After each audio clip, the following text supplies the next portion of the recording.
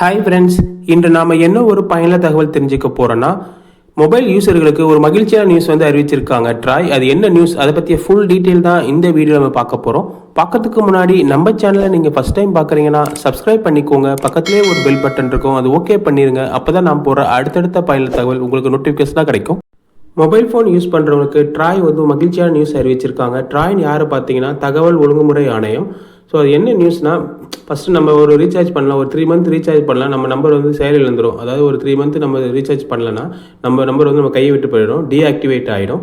இப்போ என்ன சொல்ல வராங்கன்னா, நீங்கள் 3 மந்த் ரீசார்ஜ் பண்ணலாம் இருந்தாலும் ஒரு 20 ருபீஸ் உங்கள் அக்கௌண்ட்டில், அதாவது 4வது மாதம் உங்கள் அக்கௌண்ட்டில் வந்து 20 ரூபா இருந்தால் போதும், அந்த சிம் வந்து ஆக்டிவேட்டாக தான் இருக்கும், அந்த நம்பர் வந்து டீஆக்டிவேட் ஆகாது, நீங்கள் யூஸ் பண்ணலாம் அப்படின்னு சொல்லி நியூஸ் அறிவிச்சிருக்காங்க.